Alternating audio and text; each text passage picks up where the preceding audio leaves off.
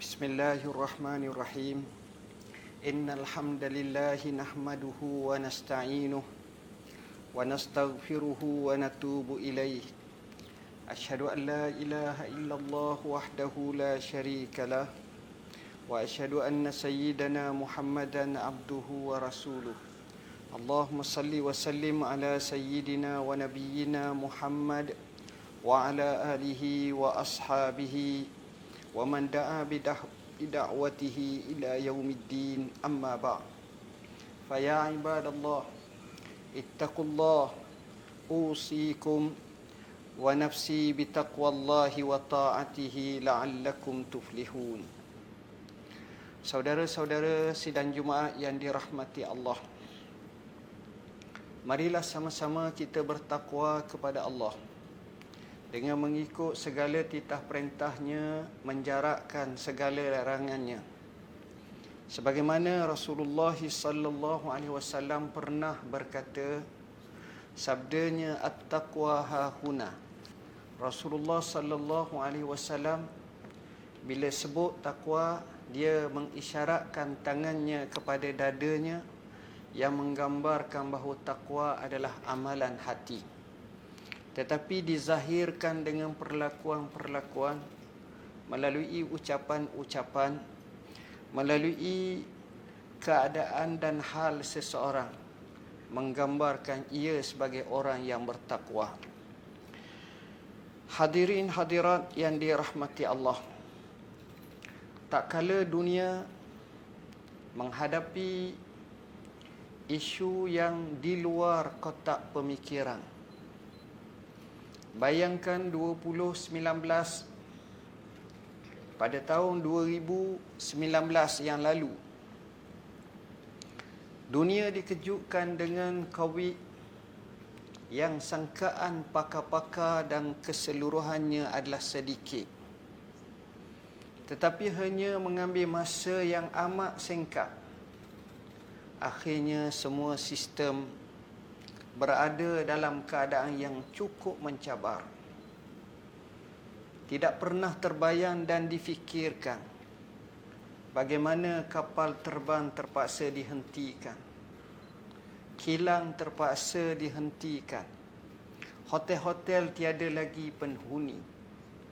Begitu juga gerakan manusia dari satu tempat ke satu tempat seolah-olah terpana. Ini di luar jangkaan dan jangkauan manusia. Tapi itulah Allah. Apabila menghendak sesuatu dengan kun fayakun, dengan hanya kun maka jadilah. Maka di sinilah bila mana manusia seolah-olah menguasai keseluruhannya, tetapi dengan satu virus yang amat kecil boleh menggerhanakan kehidupan manusia. Kematian entah berapa juta sekarang, penyakit puluhan juta, dan angka-angka menggerungkan keseluruhannya.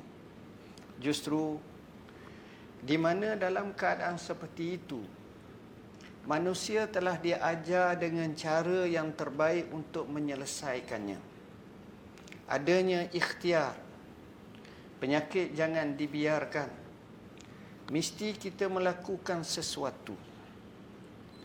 Mengimbas sejarah yang panjang, sejak daripada zaman Rasulullah sallallahu alaihi wasallam sampailah kepada mutaakhir ini.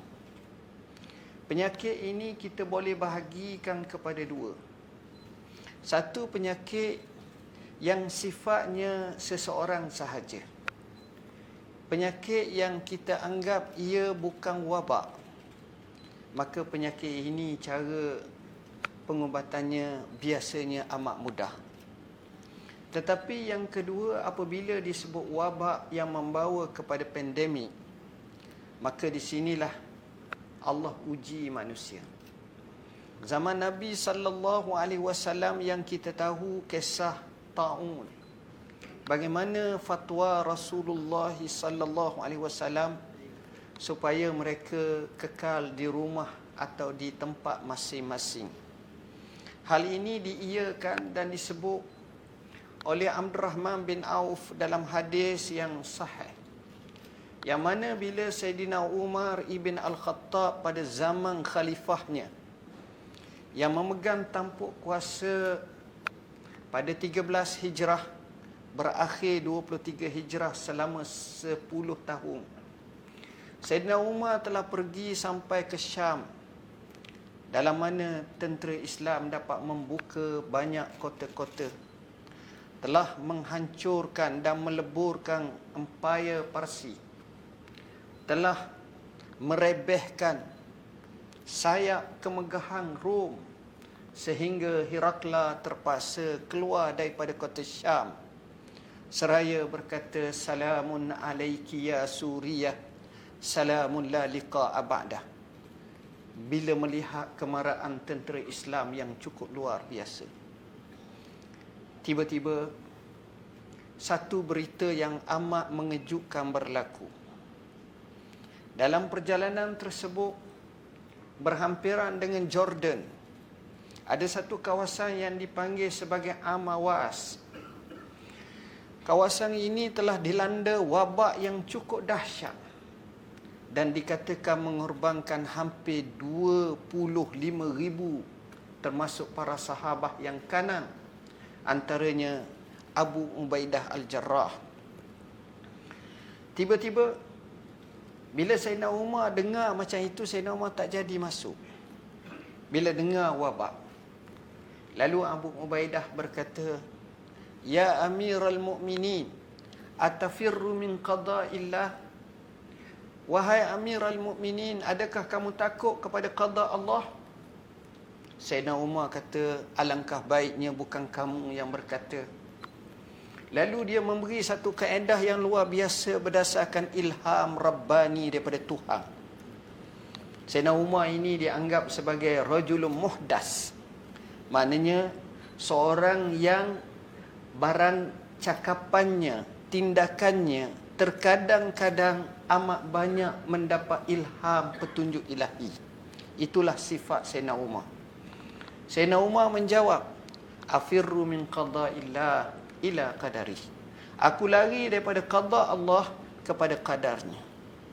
Lalu dikatakan kepada Abdurrahman bin Auf, di mana Abdurrahman bin Auf menyatakan, "Aku dengar Rasulullah sallallahu alaihi wasallam bersabda," dalam hadis yang masyhur, termasuk Al-Imam Al-Bukhari meriwayatkan, "Jika sekiranya kamu mendengar satu kawasan itu terdapatnya penyakit taun, orang lain jangan masuk, mereka jangan keluar."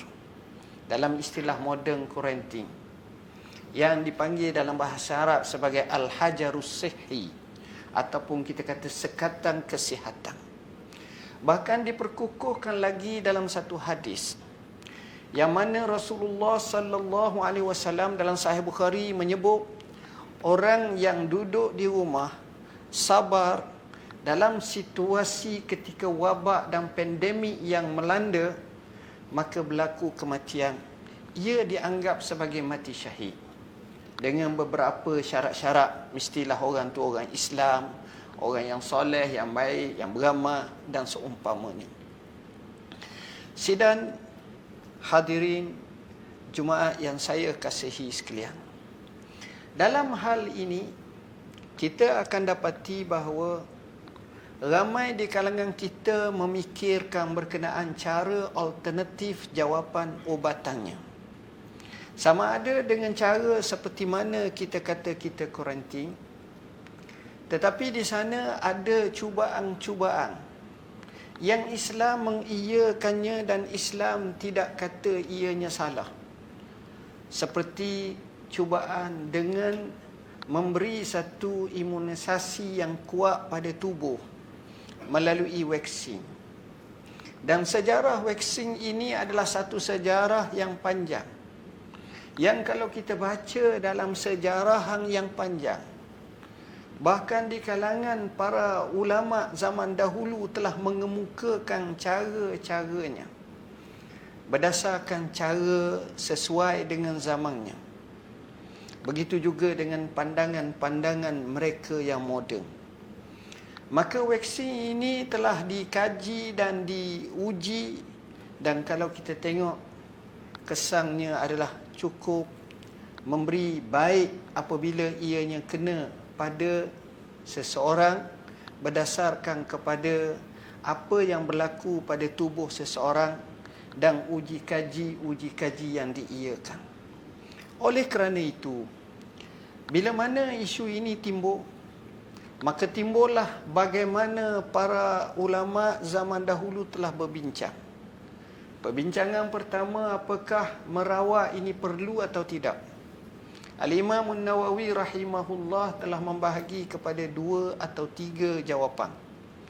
Jawapan yang pertama, tak perlu kerana bergantung pada qada Allah. Jawapan yang kedua menyatakan perlu kerana ia adalah salah satu daripada ikhtiar.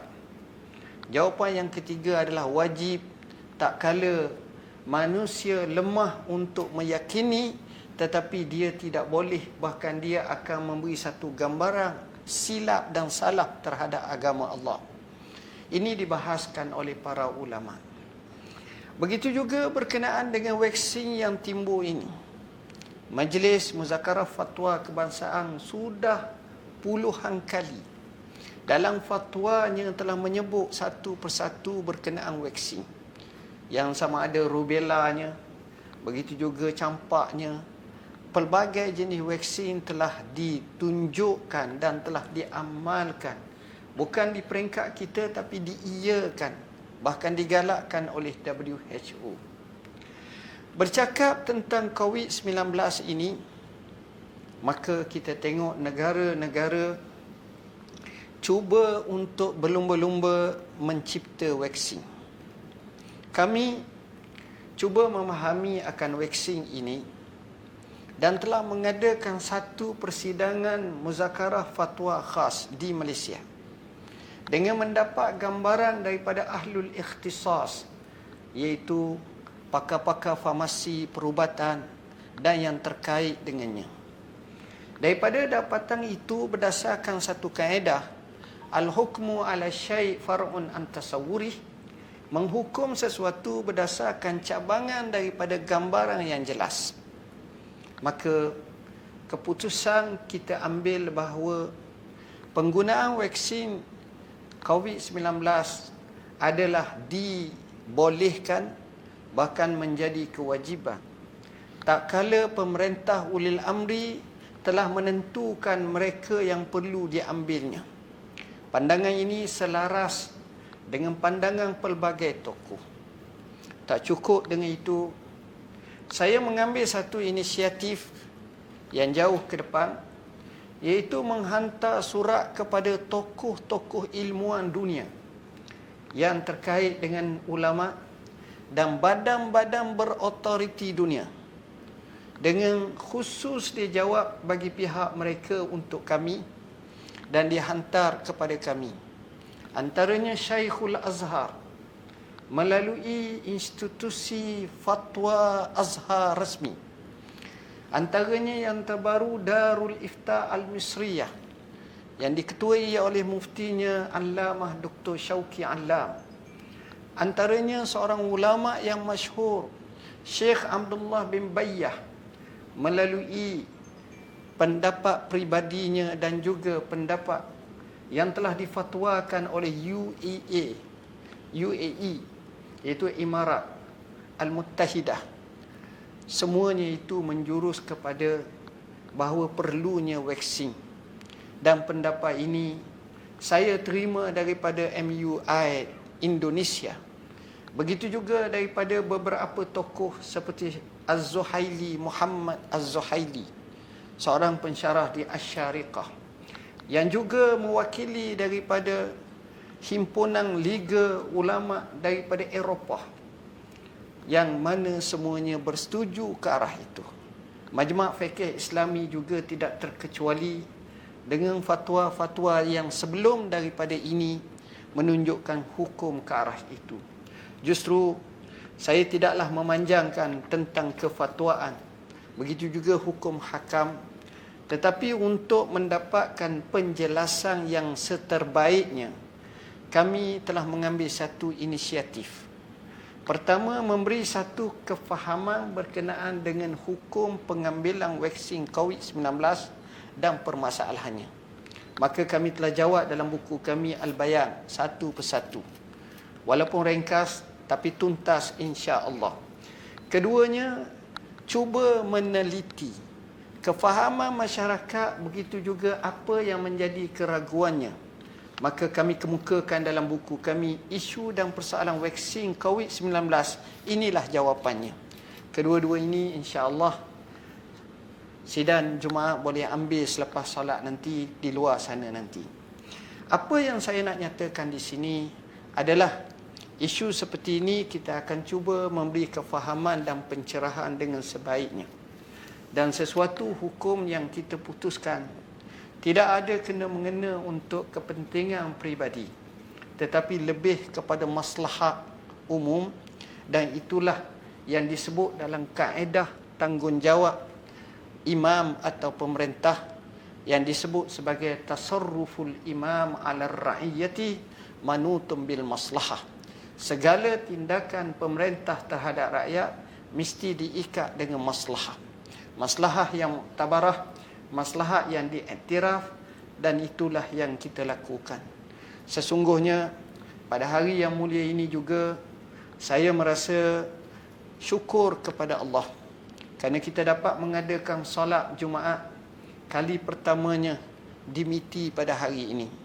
Suka saya nyatakan beberapa tahun dulu satu fatwa daripada pejabat mufti wilayah telah kita kemukakan, iaitu boleh salat sunat tahiyatul masjid kepada surau Jumaat, surau yang kita lakukan untuk salat Jumaat, dan fatwa tersebut masih terpakai dan itulah yang kita amalkan.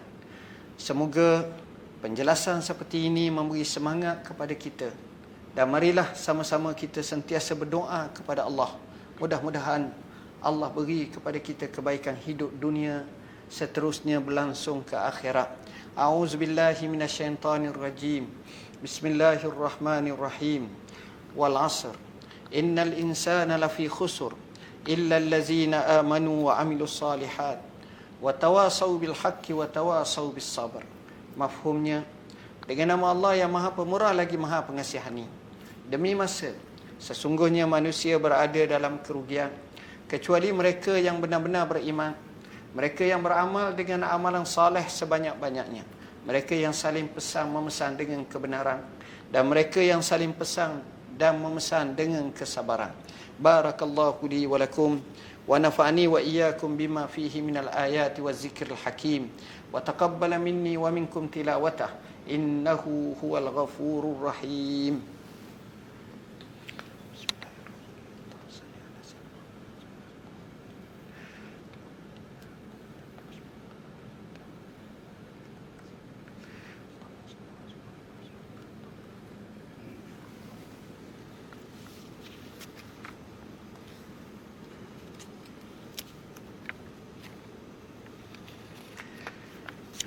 Alhamdulillahi Rabbil Alamin. Wassalatu wassalamu ala Sayyidina Muhammadin Nabiyil Amin wa ala alihi wa ashabihi tahirin wa man tabi'ahum bi ihsanin ila yaumiddin. Asyhadu an la ilaha illallah wahdahu la syarika lah wa asyhadu anna Sayyidana Muhammadan abduhu wa rasuluh.